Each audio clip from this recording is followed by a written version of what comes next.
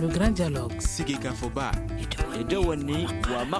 Le grand dialogue de l'émission de débat du studio Tamani sur votre radio.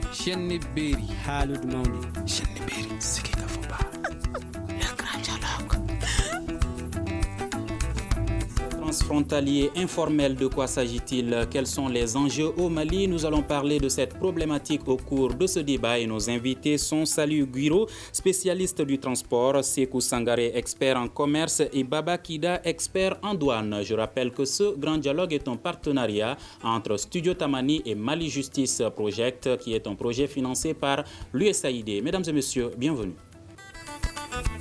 Le grand dialogue. Sékou Sangaré, pouvez-vous nous expliquer déjà c'est quoi le commerce transfrontalier informel? Merci bien. Avant de parler du commerce transfrontalier informel, il faudrait que je le classe d'abord dans son cadre. Au Mali, le commerce par rapport à la territorialité comprend deux axes. L'axe intérieur, on appelle commerce intérieur, un commerce qui s'exerce à l'intérieur du pays, et le commerce extérieur qui concerne les échanges entre le Mali et d'autres pays. Et justement, c'est dans le cadre du commerce extérieur qu'on parlera du commerce transfrontalier. Commerce transfrontalier, il y a aussi deux volets. Il y a le volet légal, donc qui est conforme, qui se fait conformément aux règles et aux normes, et il y a l'autre aspect qui est l'informel, qui, comme son nom l'indique, déroge aux règles et aux normes en matière de commerce extérieur. C'est une vraie problématique au Mali, et pas seulement au Mali, mais dans tous les pays africains. C'est que ce commerce qui n'est pas légal joue un grand rôle dans le développement économique du Mali, parce que d'après certaines statistiques de la FAO, ce commerce occupe au moins 70% du commerce transfrontalier, donc de l'ensemble du commerce extérieur. Le commerce transfrontalier informel occupe au moins 70%. Et ce commerce porte essentiellement sur les produits, les échanges des produits locaux. Disons même que c'est un commerce de complémentarité dans les échanges. C'est un commerce qui s'exerce généralement entre deux zones frontalières, mais aujourd'hui, on peut même sortir de ce cadre pour dire que c'est même entre continents, parce qu'aujourd'hui, on voit des commerces qui se font entre Dubaï et le Mali, Chine et le Mali, et très souvent, ce n'est pas des opérateurs légaux qui le font. On le fait sous le couvert du commerce transfrontalier informel. Il est important, donc, dans le développement économique, il est important pour l'apaisement social, parce que aujourd'hui, c'est généralement les personnes vulnérables qui n'ont pas d'autres alternatives pour mener leurs activités, qui se tournent vers cette activité. C'est surtout les femmes et les enfants, et les jeunes plutôt. Les femmes occupent à peu près 70% des acteurs de ce secteur-là. Et nous disons aussi que ça aide, en tout cas c'est un début pour le renforcement de l'intégration tant au plan commercial qu'au plan intégration des populations, parce que ce commerce, comme je l'ai dit, ça se passe entre des zones frontalières, et ces personnes, n'est-ce pas, à travers ces échanges, arrivent à renforcer leurs liens, pas seulement autour des échanges commerciaux, mais autour même des objectifs sociaux. Et il est important, il n'est pas légal, et c'est là tout le problème. Aujourd'hui, l'importance évoquée tant au plan économique. D'accord, on va parler des enjeux tout de suite. Maintenant, à vous, M. Sangaré, quels sont les autres acteurs, pardon, M. Kida, les autres acteurs qui interviennent dans ce domaine au-delà des commerçants, des transporteurs et de la douane? Bien sûr, au-delà de la douane, la douane est un maillon essentiel de la chaîne logistique commerciale, donc intervient dans le cadre du commerce transfrontalier, ne serait-ce que pour la perception des droits et taxes au cordon douanier, puisque on va en revenir certainement. Les missions de la douane ils sont très importantes en la matière puisque ça sert d'alimenter le budget de l'État. Donc dans les commerces transfrontaliers, non seulement la douane va intervenir pour percevoir les droits et taxes idoines, ensuite pour voir si les marchandises qui sont importées sont conformes aux normes, si ces marchandises importées ne sont pas prohibées purement et simplement, si ces marchandises importées ont respecté la réglementation douanière en la matière. Donc ceci est très important. En plus de la douane, comme vous avez demandé, quels sont les autres intervenants, on peut nommer les services de la santé qui sont là pour vérifier si les certificats phytosanitaires sont remplis. Il y a aussi les services de la police, de la gendarmerie pour les besoins de sécurité. Bref, l'ensemble des administrations concourent à travailler dans le cadre du commerce transfrontalier. Donc, vu l'impact positif de ce commerce sur l'économie du pays, donc moi je dirais en info que c'est un commerce qui est légitime mais illégal, puisque mon collègue Sangaré vient de le dire, c'est un secret de professionnel pour dire que ça déroge aux règles de droit commun en matière de commerce, mais c'est important parce que ça permet de régler bon nombre de problèmes au niveau des pratiquants de ce genre d'activité. Une étude a prouvé que c'était 70% de nos femmes qui exercent ce métier et que leur impact, leur apport est très important pour l'économie de la région parce que ça permet non seulement de réduire le chômage, et ça permet d'éviter la précarité et les revenus qui sont tirés sont réinvestis dans la famille, donc le phénomène de multiplicateur du budget, ça permet même d'assurer la sécurité alimentaire parce que si le budget de la famille va en s'accroissant, donc on mange mieux, même dans le domaine éducatif. Donc c'est un commerce qui a un impact important à mon avis, qu'il faille encadrer, qu'il faille organiser. Mais quand est-ce qu'on parle de commerce transfrontalier informel? Quand est-ce qu'il est informel? Il est informel lorsqu'il n'a pas les documents appropriés pour exercer ce commerce. Donc la première des choses pour exercer une activité de commerce, mon collègue le dira, il faut être inscrit au registre de commerce. Et il faut être import-export pour amener une marchandise. Donc, puisque ces dispositions requises ne sont pas respectées, c'est pourquoi on dit que c'est un commerce informel qui déroge au principe d'importation légale. D'accord. Monsieur Saliou Guiro, quelle analyse faites-vous de cette situation? Alors moi, je ne peux pas faire une analyse au-delà de ce que les experts ont dit. Je vais tout simplement dire que le projet Mali Justice s'intéresse à cette problématique du fait que quand on parle de justice, on parle de droit, on parle d'illégalité. Et la composante que je représente ici, qui est la composante lutte contre la corruption le long des corridors routiers, a compris que si les activités de ceux que nous devons protéger contre la corruption ne s'inscrivent pas dans la légalité, il peut y avoir des problèmes. C'est pour ça que nous avons ces experts, que nous utilisons pour former les acteurs. Et nous cherchons ensemble également à trouver les moyens d'encadrer ce commerce informel qui est vital pour l'économie. Donc, il faut cerner tous les contours de la question et puis certainement, au bout du processus, faire des recommandations qui permettent à tous ces acteurs-là de faire leur commerce sans être victimes des de la corruption sur les corridors. Parce que c'est généralement à l'occasion des contrôles qu'il y a des actes de corruption. Et évidemment, quelqu'un qui déjà arrive à un contrôle et qui n'est pas en règle, c'est une victime facile. Nous voulons travailler à éviter cela. C'est pour ça que nous travaillons sur cette question. Il semblerait qu'il y a certains même qui sont en règle, mais qui sont victimes également de cette corruption sur les corridors.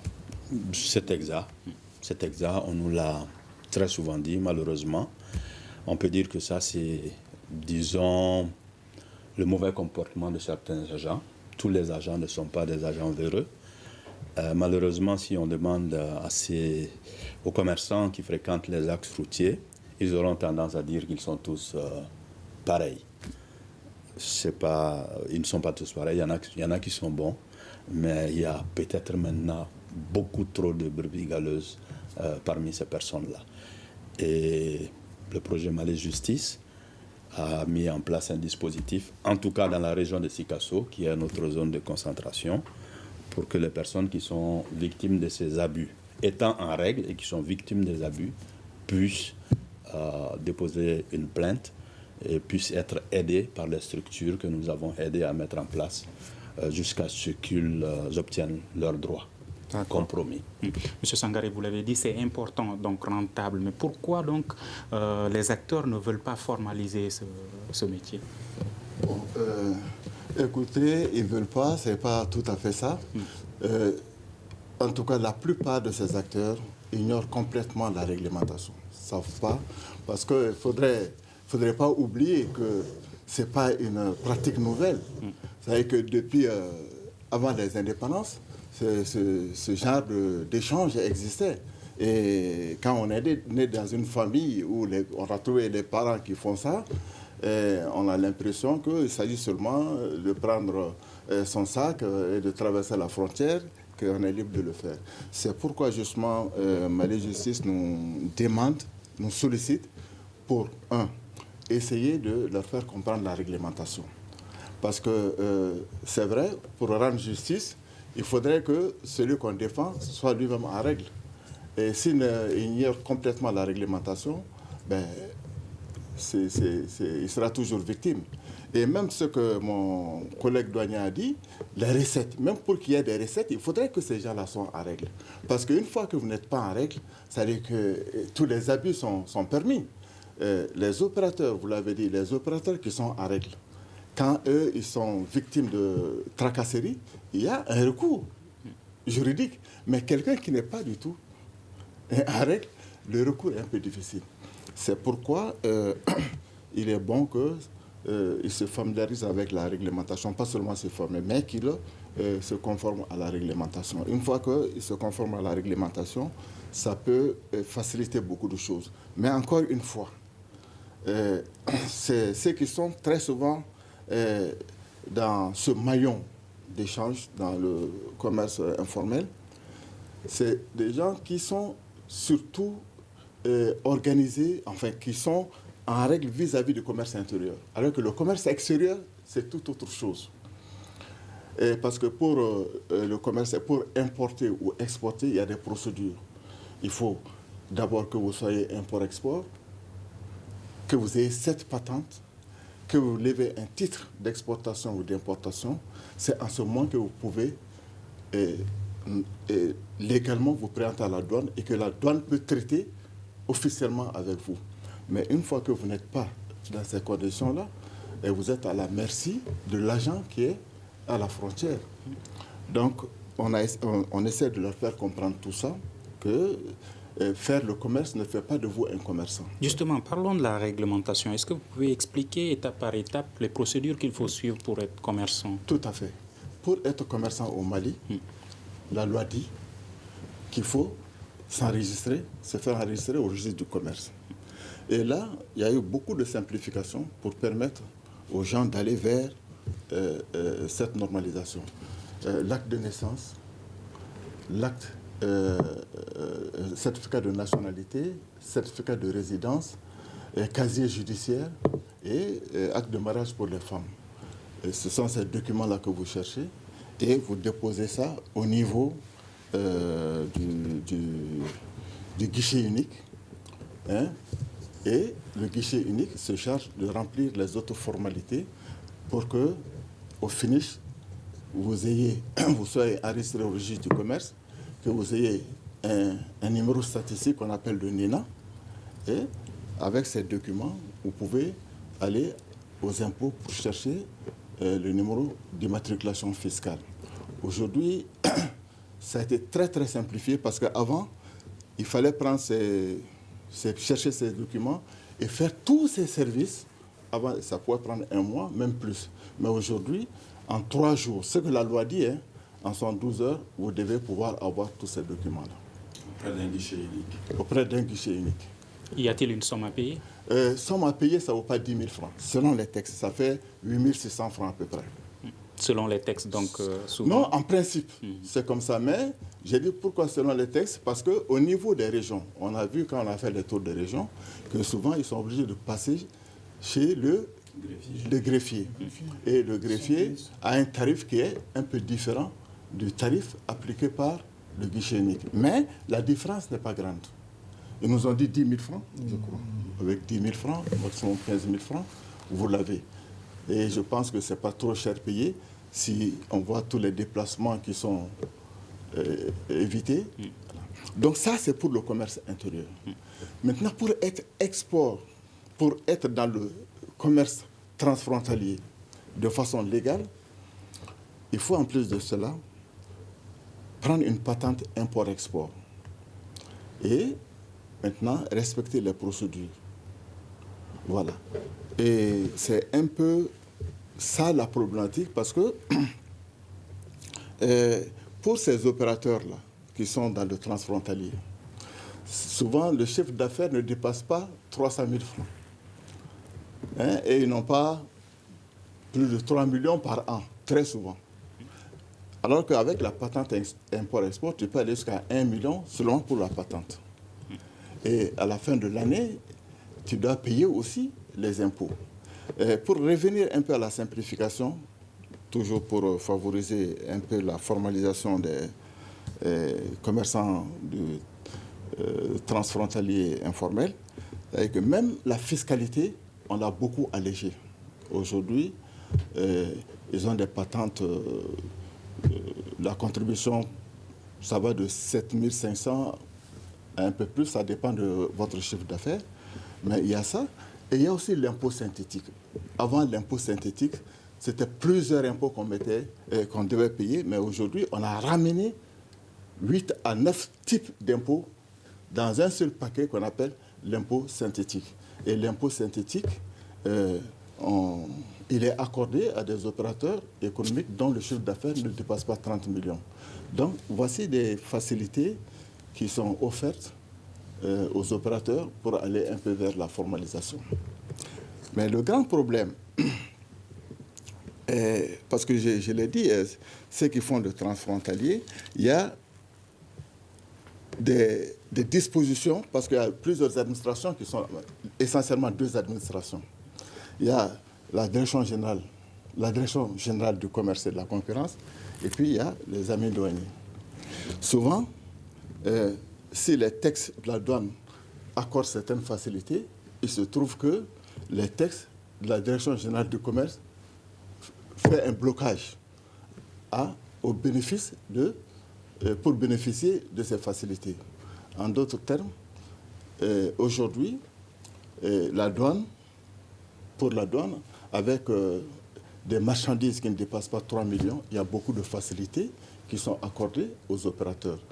Tu n'as pas besoin d'avoir, et il va peut-être le préciser, et tu dois seulement présenter une intention d'exportation. Malheureusement, la direction générale du commerce refuse de donner une intention d'exportation à quelqu'un qui n'est pas agréé import-export. Alors que la douane, à son niveau, ne demande pas cela. Si vous avez seulement un document d'exportation, la douane dédouane, remplit les formalités douanières sans problème. Donc, ça, c'est une facilité qui est offerte, mais encore une fois, il faut qu'on harmonise, n'est-ce pas, les dispositions législatives concernant les missions de ces deux services-là. D'accord. Juste une petite précision. Vous avez dit que les femmes doivent fournir un acte de mariage. Est-ce qu'une femme célibataire peut... Mais c'est quand vous êtes marié, parce que moi, étant mari d'une femme, si je ne veux pas que ma femme fasse du commerce, ça peut poser un problème. Pourquoi l'homme également ne devrait pas fournir un... Ah, ben c'est ce que la loi dit. D'accord. C'est le code du mariage. C'est géré par le code du mariage. D'accord. Alors, à vous, Monsieur Kida, quelles sont les mesures prises au niveau de la douane par rapport au commerce transfrontalier? Justement, c'est-à-dire qu'en fait, la douane elle-même est chargée de travailler avec le secteur formel. Mais je vous ai dit dans mon intervention que c'était un secteur légitime, mais illégal. Bon, l'administration des douanes a trouvé le moyen de classer ces bureaux. Il y a les bureaux principaux, il y a les bureaux secondaires, il y a les postes gérants recettes. Donc, dans les bureaux secondaires, c'est-à-dire qu'ils sont ouverts aux opérations qui ont une valeur de 3 millions de francs CFA. Donc, tant que ta marchandise a une valeur de 3 millions de CFA, elle peut être dédouanée dans un bureau secondaire. Et tu es dispensé des formalités du commerce extérieur, mais pas de l'intention. Ça veut dire que tu n'as pas de patente, tu n'as pas tout ce qu'il faut, la douane ne s'en occupe pas. Mais dès que tu as 3 millions et que tu as une intention d'importation, tu peux dédouaner au niveau de ce bureau. Par contre, aussi, dans les bureaux secondaires comme dans les postes gérants recettes, quand tu as une marchandise qui a une valeur de 250 000 francs CFA, inférieure au à 250 000 francs CFA, il y a une procédure dite de perception directe. Là, tu es dispensé de tout, même pas d'intention. En ce moment, la douane, avec le biais d'une quittance délivrée par le Trésor, la douane peut percevoir les droits et taxes sur une quittance qu'il te donne. Ça, c'est de 0 à 250 000. Maintenant, de 250 000 à 3 millions, tu as la possibilité de dédouaner dans un bureau secondaire, mais avec une intention d'importation, puisque le décret 105 qui régit le Code de commerce au Mali, en ses articles 14 et 18, exige l'intention, quelle que soit la quantité et la qualité. Donc, c'est pourquoi et la quantité et la valeur. C'est pourquoi le collègue des experts du commerce disait qu'il faut que les deux administrations puissent s'harmoniser et voir comment est-ce qu'on peut relire le décret 505 pour que cette difficulté qu'ont les commerçants au niveau des frontières, les commerçants du secteur informel puissent dédouaner à 3 millions. Donc, voilà en gros à peu près le mode de fonctionnement que ces mesures de facilitation que la douane accorde au niveau du secteur informel. Sinon, textuellement, organiquement, la douane travaille avec les impôts-exports. Et qui dit commerçant import-export, ça veut dire que tu as enregistré le registre du commerce et tu as levé tes intentions d'importation. Mais pour gérer ces cas particuliers au niveau de la frontière, voilà les mesures de facilitation que l'administration des douanes a pu trouver. Voilà. Mais selon vous, généralement, pourquoi les commerçants ont peur des douaniers? Parce que généralement, c'est ce qu'on entend dire, les douaniers vont nous fatiguer. Alors, est-ce que les douaniers fatiguent réellement? Est-ce que M. Touré n'a pas peur du contrôleur fiscal? Généralement, quand on paye l'impôt, l'impôt est... les gens n'aiment pas payer l'impôt d'une manière générale. Donc c'est un service dont la première mission, c'est la perception des droits et taxes. Donc c'est renflouer les caisses de l'État. Et déjà, je disais dans les formations qu'au 31 décembre 2017, l'année dernière, la douane a fait entrer 585 milliards dans les caisses de l'État. Donc ce qui veut dire beaucoup. Quand on paye l'impôt, généralement les gens ont un peu peur, mais sinon les douaniers sont très gentils. D'accord. Monsieur Saliou Guiro, vous êtes spécialiste du transport. Il semblerait également qu'il y a certains transporteurs qui posent problème parce que les commerçants peuvent charger les camions, par exemple, de marchandises. Après, les transporteurs vont y ajouter d'autres marchandises. Est-ce que cette situation également est devenue une difficulté? Non, le commerçant ne peut pas ajouter de marchandises. Le transporteur? Oui. La question c'est... Il semble que les commerçants ajoutent d'autres marchandises. Non, les transporteurs. Les transporteurs ajoutent. Oui, c'est possible. C'est possible, mais bon, je vais dire que c'est marginal. C'est marginal et c'est pas... C'est généralement les transporteurs qu'on appelle aussi les transporteurs artisanaux, parce qu'ils ne savent pas tous les risques qu'ils encourent. L'expert en douane est là. Ça, c'est un gros danger quelquefois pour le transporteur, parce que ta marchandise, tu charges ta marchandise à Abidjan, et en cours de route, tu prends d'autres marchandises, tu n'as même pas vérifié ce qu'il y a là-dedans. Et si la douane découvre de la drogue, c'est ton camion qui s'en va. Donc ça, c'est très dangereux. Je vais dire que c'est marginal et c'est généralement vraiment peut-être quelques chauffeurs qui peuvent faire des choses comme ça. Et je crois que sur le corridor Dakar, c'est un gros problème. On doit avoir beaucoup de chauffeurs maliens en prison pour des choses de ce genre. Alors, nous avons fait l'état des lieux. Parlons maintenant de solutions. Aujourd'hui, selon vous, quelles mesures faut-il prendre pour faire face à cette situation?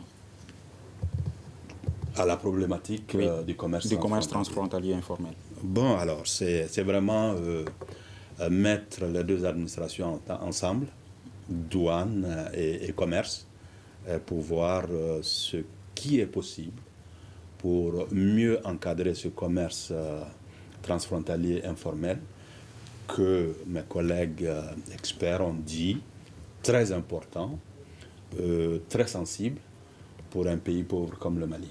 C'est pour la plupart des pays en développement, mais en parlant du Mali, il est très sensible. Et il s'agit par exemple de trouver la solution d'exonérer ou d'exempter, comment dirais-je, un commerce dont la valeur ne dépasse pas 3 millions, de l'exempter de la production de l'intention d'importation, par exemple. Parce que la marchandise arrive à la frontière, elle va entrer, là je vais un peu taquiner mon ami expert en douane, la marchandise va entrer, mais seulement elle ne va pas entrer tout à fait légalement. Parce que le douanier, bien entendu pas tous les douaniers, certains douaniers vont bien donner un reçu à l'importateur. La marchandise va entrer, mais tout cet argent n'ira pas dans la caisse de l'État. Alors donc, pourquoi ne pas réglementer pour fermer cette porte-là, qui fait qu'une partie de l'argent est divertie pour aller dans la poche du douanier, et une partie aussi dans la poche du commerçant, parce que c'est un arrangement, pour que tout ça revienne dans les caisses de l'État. Mais ils sont mieux placés que moi pour faire les meilleures recommandations. D'accord, M. Kida. Est-ce qu'il existe un cadre d'échange formel entre les différents acteurs de ce domaine? Bon, dans le cadre, je pense que oui, nous, les administrations échangent à longueur de journée sur les problèmes hier, mais en fonction des faits ponctuels. Mais il serait mieux, comme vous avez proposé, qu'est-ce qu'il faut comme solution. Enfin, en tant qu'expert, c'est un point de vue, je pense qu'il faut convoquer les États généraux du commerce. Et dans ces États généraux du commerce, en les convoquant, en ce moment, on parlera spécifiquement du commerce transfrontalier, puisque c'est un commerce qui est transversal. Ça n'intéresse pas que la douane et le commerce, ça intéresse d'autres services, vous l'avez dit dans la première intervention. Quand tout le monde va se retrouver autour d'une table, y compris les usagers eux-mêmes, ceux qui font même ce commerce, qui sont dans la réalité du problème, ensemble, quand ils évoqueront dans le problème, l'administration est là pour les accompagner, les aider. Et compte tenu, je l'ai dit, de la positivité de ce commerce-là, ensemble, nous trouverons une solution qui puisse faire en sorte que ce commerce puisse bien marcher. Il faut convoquer, il faut mettre tout le monde autour d'une table. Oui, les États généraux. Mais est-ce que les grandes rencontres ont toujours été une solution, puisqu'on voit de belles conclusions et également des textes ou lois qui sont adoptés, mais est-ce que ce n'est pas l'application surtout qui fait défaut? En ce moment, c'est un problème d'homme. C'est un problème d'homme. Si on trouve les bonnes solutions, il faut les appliquer. Et il faut mettre les hommes qu'il faut à la place pour les appliquer. C'est tout. Sur cette question, les États généraux du commerce, il y en a eu en 91. Et voilà, il va en parler. Il a donné des bons résultats. Je pense qu'on peut le faire parce que c'est d'ailleurs incontournable. C'est incontournable parce que pour moi, c'est la seule voie qui pourra permettre au Mali, parce que ce qu'il ne faudrait pas oublier, c'est que la gestion du commerce extérieur aujourd'hui rentre dans un carcan mondial. C'est-à-dire qu'il y a l'Organisation mondiale du commerce, le Mali est membre de cette organisation, l'un des premiers membres d'ailleurs, et cette organisation a des règles. Et nos États ne doivent pas déroger à ces règles-là. Mais moi, je pense que ce problème de commerce transfrontalier informel est propre à tous les pays de l'Afrique, hein, pas seulement de l'Afrique, à tous les pays du monde. Aujourd'hui, Mexique et États-Unis, les problèmes, ce n'est pas seulement le passage, la libre circulation des personnes, mais il y a des biens aussi. Et c'est justement dans le cadre informel. Je pense aujourd'hui que nous devons voir, parce que personne n'ignore aujourd'hui l'importance et la place de cette activité dans le développement de nos pays. C'est une loi est faite pour prendre en compte les besoins des populations. Quand on pense que la loi ne répond pas aux attentes des populations par rapport à un secteur, je pense qu'il faut qu'on se retrouve, qu'on discute et qu'on repose les problèmes dans son vrai cadre. C'est vrai, la concertation nationale elle est incontournable. Il faudrait aussi que cette concertation puisse remonter, que les résultats puissent remonter et puissent être aussi débattus avec tous les autres, parce que tous les autres pays ont les mêmes problèmes que nous, hein, pour qu'on puisse vraiment trouver une solution. La FAO ne fait que réfléchir sur ce problème, ne fait que réfléchir, a beaucoup écrit sur la problématique du commerce transfrontalier informel et en mettant l'accent sur l'importance de cette activité sur la sécurité alimentaire même pour nos pays. Donc ça va même au-delà des transactions commerciales. Voilà. Les états généraux, ça va peut-être prendre un peu de temps. Nous avons un cadre déjà prêt pour discuter de ça, un cadre qui rassemble les opérateurs économiques et les différentes administrations impliquées dans cette problématique-là. Il s'agit du cadre national de concertation sur la libre circulation des personnes et des biens, et c'est sous l'égide du Conseil national du patronat. Et déjà, justement, nous avons entamé ce processus, nous avons fait des réunions techniques auxquelles ont participé nos experts, et nous avons des recommandations bien précises pour aller dans le sens d'un plaidoyer rapide auprès du ministre du Commerce, du ministre de l'Économie et des Finances, tous les ministres qui sont concernés par cette question. C'est plus rapide, je crois, que les États généraux. Les États généraux pourront ensuite... Pouvez-vous nous parler de certaines de ces recommandations? Recommandations, c'est par exemple cette exemption d'intention d'importation sur des marchandises dont la valeur ne dépasse pas 3 millions. Nous avons beaucoup de commerçants qui ont des transactions qui ne dépassent pas cela. Ce sera déjà un grand pas. Mais les États généraux pourront aller plus loin, mais déjà, nous, ces petits commerçants, on va leur trouver un cadre légal qui leur permettra d'échapper aux abus de certains achats. Et qui pourra même permettre à l'État de sécuriser ses recettes. Absolument. Parce que si ces opérateurs, ces 70% de commerce transfrontalier arrivent à faire les opérations normalement, les recettes vont être collectées normalement et c'est l'État qui gagne. Absolument. Alors que pour le moment, c'est une transaction selon la tête du client au niveau du cordon douanier. Mais si on trouve une solution pour vraiment formaliser la chose, ceux qui tombent dans...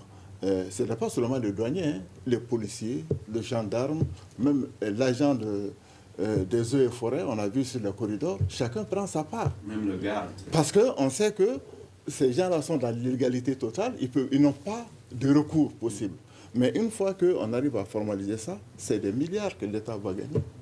C'est un peu ça aussi, ça permet de sécuriser les recettes de l'État. Oui, je suis d'accord vraiment avec mon collègue.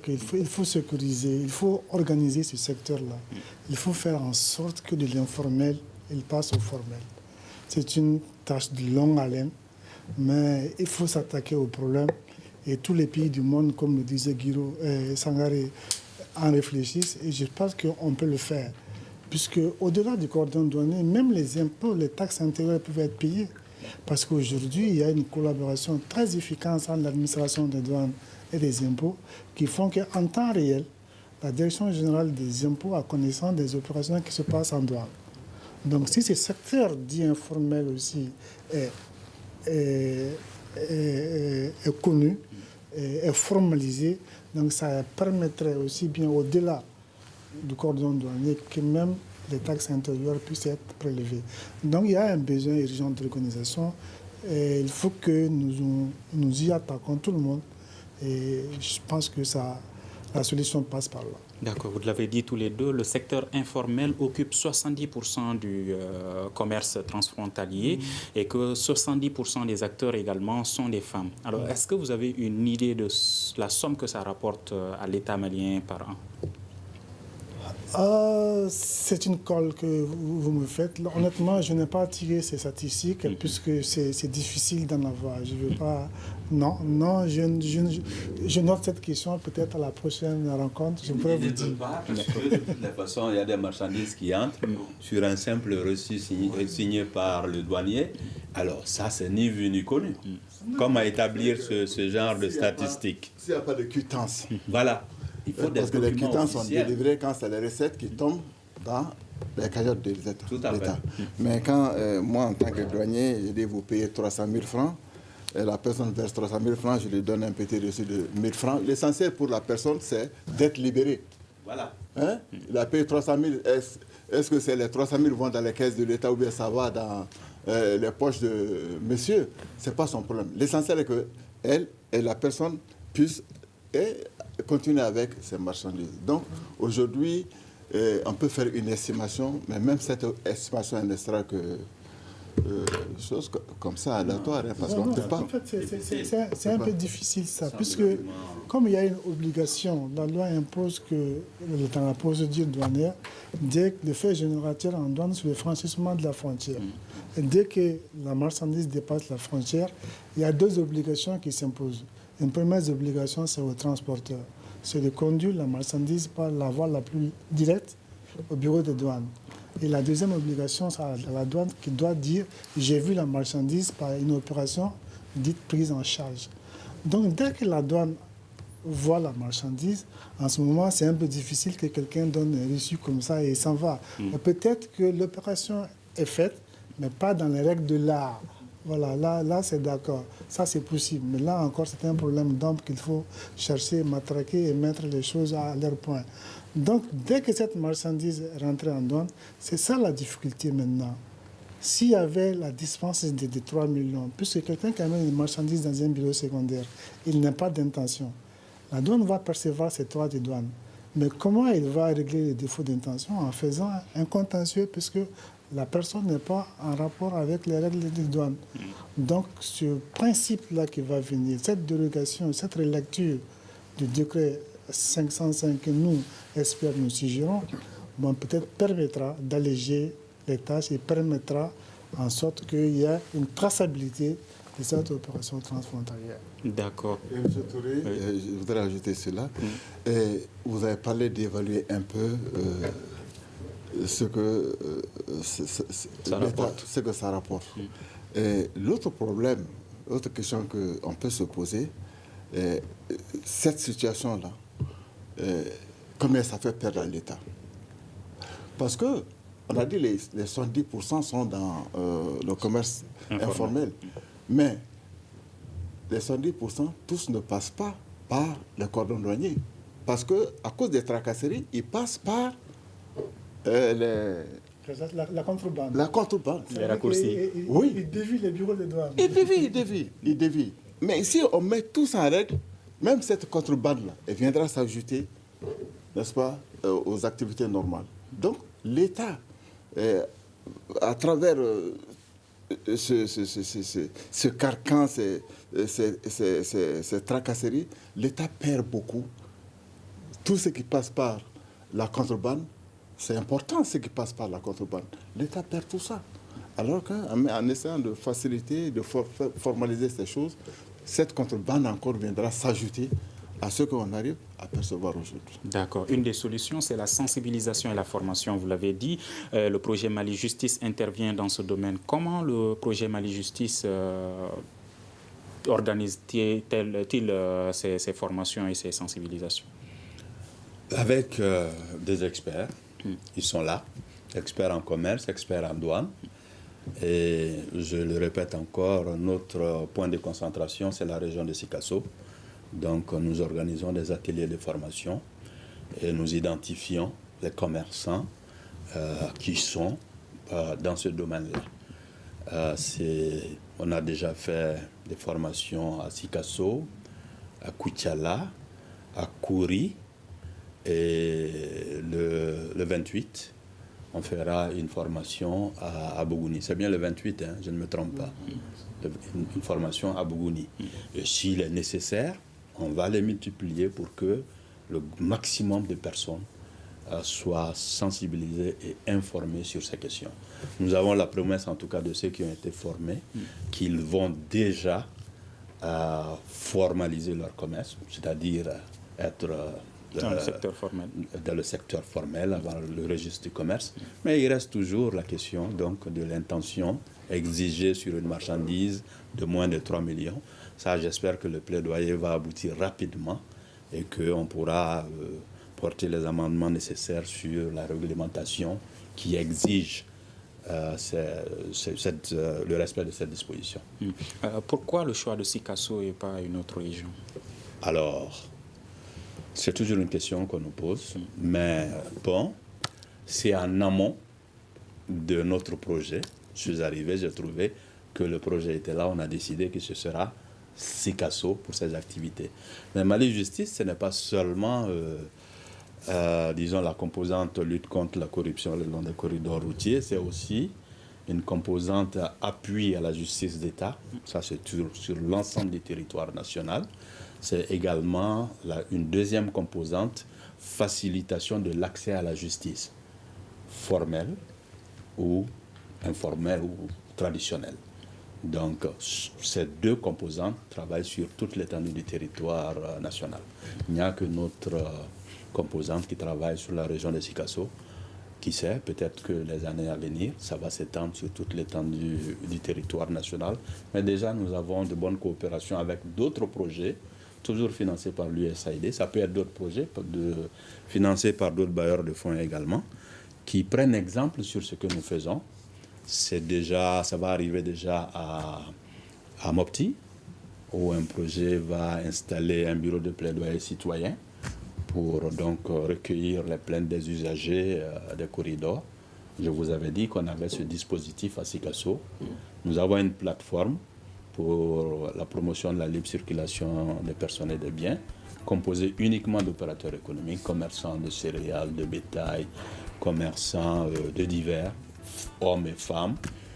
Et nous avons un bureau de plaidoyer citoyen à Sikasso, constitué de juristes, de femmes, de parajuristes de la CAFO, avec une antenne à Koutiala. Et ça s'occupe non seulement de ceux qui font le commerce, mais aussi de simples passagers. Récemment, mes collègues ne le savent pas, j'allais le leur dire, récemment à Zégoua, les passagers ont refusé de payer de l'argent à la police. Ils étaient en règle, on leur demandait de payer. C'était peut-être une douzaine de cas, ils ont tous refusé de payer. Et finalement, ils sont passés. Et j'ai appris que depuis le 12, c'est arrivé le 12, la nuit du 12 novembre au 13, que depuis ce jour, aucun passager ne paie de l'argent à Zégoua. Ça fait tache d'huile. Il faut que les gens connaissent leurs droits et qu'ils exigent justement que les agents respectent ces droits-là. Bien entendu, il faut qu'ils connaissent également leurs obligations. C'est pour ça que nous avons ces experts avec nous. D'accord. Ce qu'on peut retenir de ce grand dialogue, c'est que les trois invités proposent des états généraux du commerce, de la sensibilisation également, et aussi un peu plus d'autorité dans ce secteur. Alors, merci à nos trois invités. Saliou Guiro, spécialiste du transport, Sékou Sangaré, expert en commerce, et Baba Kida, expert en douane. Je rappelle encore que ce débat est un partenariat entre Studio Tamani et le projet Mali Justice financé par l'USAID. À la mise en onde, Mamadou Ouattara, régie vidéo assurée par Peting Diarra. Je suis Mohamedou Touré. À demain pour un prochain numéro du Grand Dialogue de Studio Tamani. Le Grand Dialogue. Le Grand Dialogue de l'émission de débat du Studio Tamani sur votre radio.